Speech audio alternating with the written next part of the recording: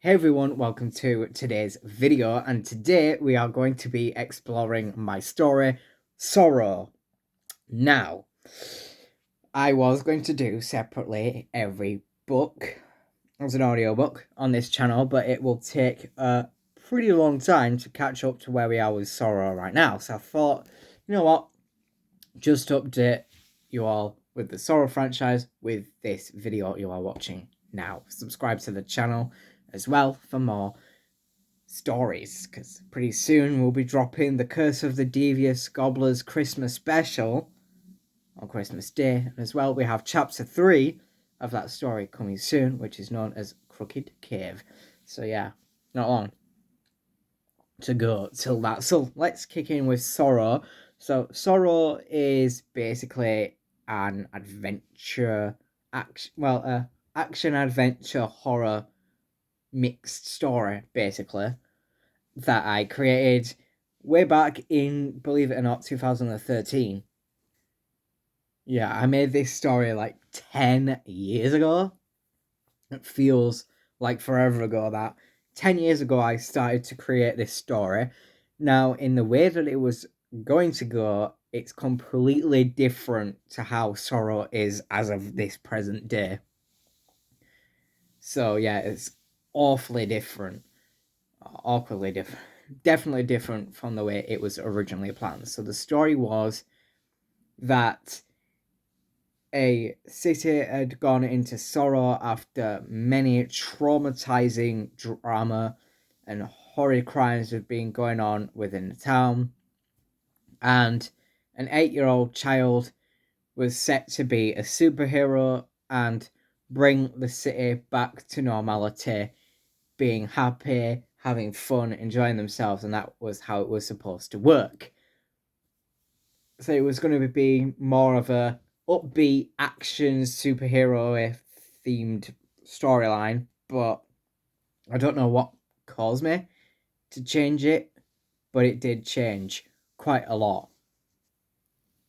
But there was a huge change within the story that no one really knew about, that I loved to make, and I enjoyed every single second of creating this story, and it is really, really fun as well. So yeah, I definitely enjoyed creating Sorrow as a whole, not as a little bit. So yeah, it was just incredible making every single section of the story.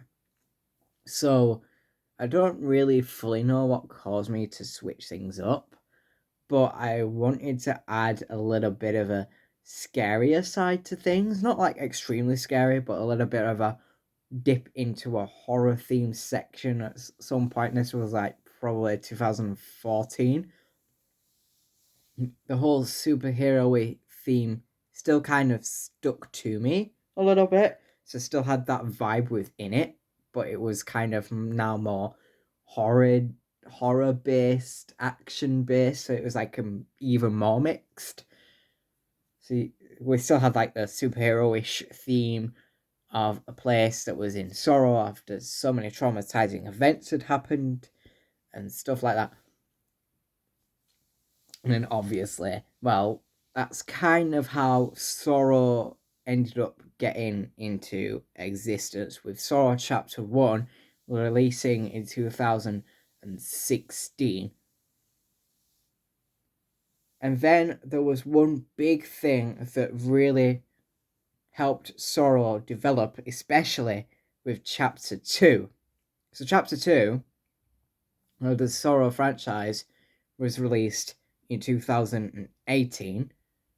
So it took 2 years to create Sorrow 2 as a creation.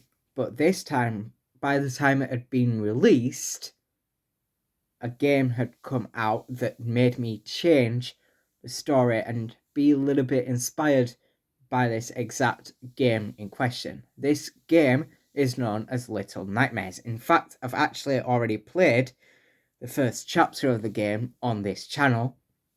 I'll place either a reference to the video somewhere on screen or somewhere in the description. Don't know when that will be, but it will be there in some way, shape, or form. But yeah, Little Nightmares inspired me to create Sorrow 2. and was like sort of the whole start of how Sorrow had twisted into this even more horror style superhero thing, that I wanted to kind of keep it close and rather similar to Little Nightmares, but slightly different, that it was like interpreted in a completely different way. So that's how that came into be. But Sorrow 2 was inspired by the storylining of the Tasuya Studios and Bandai Namco game Little Nightmares, of which part 2 of the gameplay is coming soon, so stay tuned for that. But yeah, it's definitely been fun and enjoyable for all to enjoy, and I've loved every second of creating Sorrow as a whole. So Sorrow 2 came along, and the story had developed a little bit more. So at first it started that this 8-year-old kid was all alone, and they were stuck in like a strange world where like it was a abandoned, or what seemed to be like some form of abandoned town, but all there was is like background noises of people crying after disastrous events had occurred within the town. Like you could hear, see, and just full on sense everything that had happened within this town, which is what kind of gave it a scary vibe, because not everyone. I wanted to keep it like a mystery sort of thing to how like this place got into this sort of dark, twisted storylining thing of how this place got to seem like it was just stuck in complete sadness, which is then when it came to developing Sorrow 3, or the third chapter of Sorrow, I renamed the first chapter to Sorrow Tale of Tears, which you have already seen on this channel.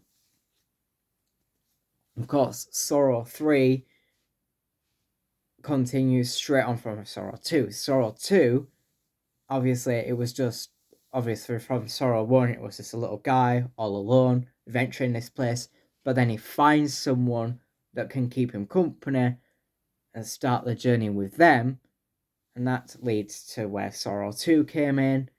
Basically, pretty much exactly the same thing as Sorrow 1 happens in Sorrow 2, but with different parts of storytelling, lots of different events going on this time around. But obviously, this young boy was in a bit of company with a young girl. Of course, the young boy was called Niall, and then obviously they met with the young girl Stephanie. Of course, though, this is where things started to twist even more. Sorry about that, air freshener. But yeah, there's a lot to it, you know. Yeah, it was just a big story within the timeline. I had to merge it all together, link it all through. It was a pretty deep story to get through, especially with Sorrow 3, because then the characters obviously were still on their own. It was just the two of them together going through a completely new adventure, completely new locations were involved. So, like, pretty much the same as Sorrow 2, but with a bigger, more adventurous theme.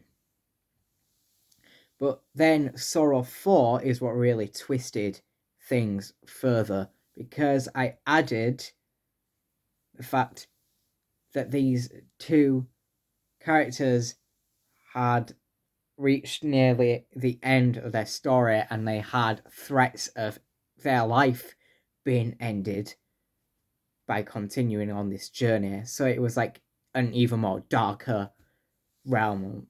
That's how I sort of like invented the biggest villain when it came to Sorrow 4. And it was around about from Sorrow 3, or just not too long after Sorrow 3. By the time I started to create Sorrow 4, Little Nightmares 2 had come out, and I was playing that. Brilliant game is Little Nightmares 2. I'll be playing that very soon after I've completed Little Nightmares 1, and as well, once Little Nightmares 2 has been finished in this channel, and Little Nightmares 3 has come out, because that's set to come out next year, I'll be definitely playing it on this channel, so stay tuned for those games to drop. But yeah, it was definitely a big story and a huge story from Sorrow 4, because Sorrow 4 was originally a planned ending to the storyline as a whole. So the story was supposed to end with the 4th chapter of Sorrow, and that was it. It was long gone. Hence, at the time, when Sorrow 4 did come out, I called it Sorrow 4 The Final Cry. Because, well, it was going to be the end. Obviously, I kept with the theme of it being a sad place and dark place. Niall and Stephanie on their adventures, trying to find out why this place has been like this and what's caused it to be like this, coming across different enemies along the way to try block them from continuing on with trying to solve the mystery. And that was like basically the whole line of Sorrow 1 all the way to Sorrow 4. But then something really clipped on me, and I felt eventually, probably not too long after Sorrow 4 ended with its release, so not too long after I released Sorrow 4, I basically then started to create Sorrow 5. Now, obviously, originally, like I said, it was originally planned that Sorrow 4 would be the final, but I just felt something that just made me think that Sorrow 4's ending just wasn't quite right, and I felt like I was missing something out. So Sorrow 5 comes into equation, and at that point, it was obviously kind of different, because then obviously I started to add subtitles to the story. So obviously Sorrow 5 was then titled Return to Sadness.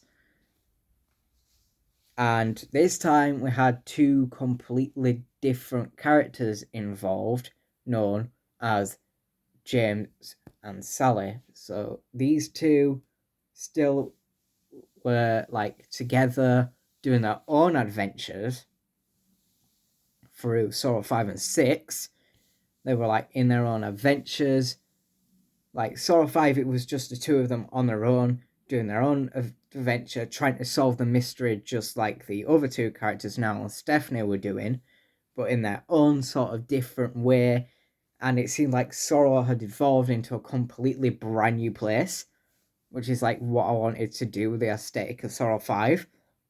When it came into that, then Sorrow 6 comes along, and when Sorrow 6 got introduced, that's when things started to change.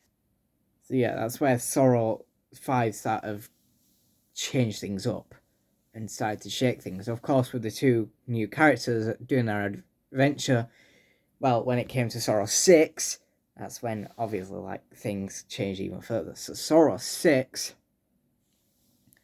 was exactly the same as Sorrow 5. Complete journeys, trying to solve the mystery, new places, and the whole point of still like the other two characters from 1 to 4 were like kind of still stuck there.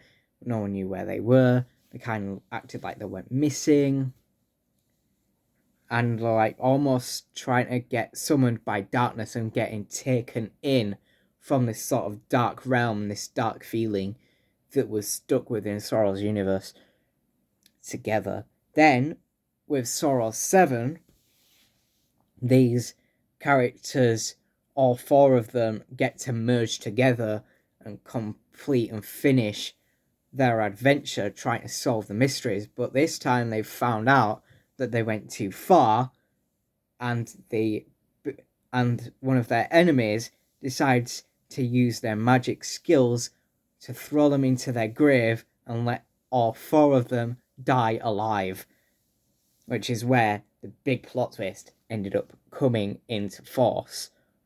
But there is one big thing that was actually happening. So in the real world, these characters were adults. So Niall and Stephanie in real life were adults. Sally and James were not. They were kids. But it turns out Sally and James are actually Niall and Stephanie's children. That Niall and Stephanie are mum and dad to the other two characters. They didn't find that out until Sorrow 7 came around with the story. And in fact, this is all revealed because obviously in the real world, two of the characters are adults, two of them are children. But when it comes to being actually within Sorrow, it's kind of like a dream style world where all of the characters, all four of them, are all children, adventuring and trying to solve this mystery with all of their knowledge, trying to figure out what's been going on within the Sorrow universe, which is how strange things had been. Of course, Sorrow 7 was the grand finale of that side of the storyline. But then, just quite recently, actually, back in September this year, I released Sorrow's Survival series, which was 4 pretty short books from the Sorrow franchise, and it was basically all 7 chapters together as one book, but all of them were from each character's perspectives. So we had like Sorrow's Survival series, but from Niall's idea, how Niall saw things going through the journey and how Niall saw things were happening and stuff like that. Then obviously we had another side from Stephanie, then from Sally, then from James, and all merged together into one big thing known as the Sorrow Survival series, which is where we are now with the Sorrow universe. But it's not quite over yet, because breaking news came in that I'm going to be creating Sorrow 8, the 8th.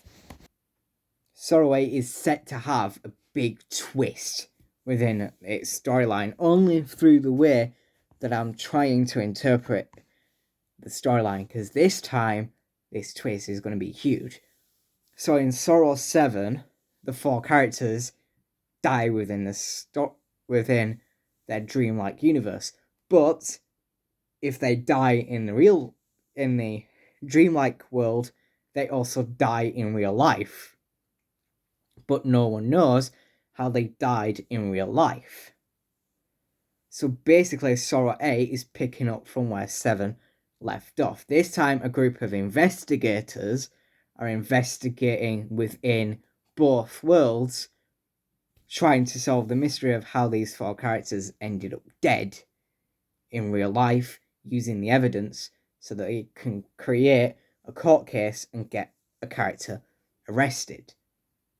And once the character's arrested, well, then the family of the 4 characters within Sorrow 1 to Sorrow 7 can finally rest in peace. So that's how Sorrow 8's kind of gonna go with its perspectives and the way I'm thinking of having Sorrow 8 go. Obviously, I'm trying not to spoil too much. That's basically like what Sorrow 8 is going to be about. It's going to be about an investigation into the 4 characters from 1 to 7, how they died, trying to find who caused the deaths, and getting that person arrested. That's basically the 3 main things, but it's going to be a big journey to get there. And Sorrow 8, I'm currently planning, will be the grand finale of the actual Sorrow franchise as a whole. That's what I'm thinking of doing, leaving it with Sorrow 8 as the ending, and that's basically it. So that is the Sorrow universe as a whole. Thank you so much for watching. Thank you so much for clicking this video. I'll see you all in the next video, whatever that may be. See you then. Bye.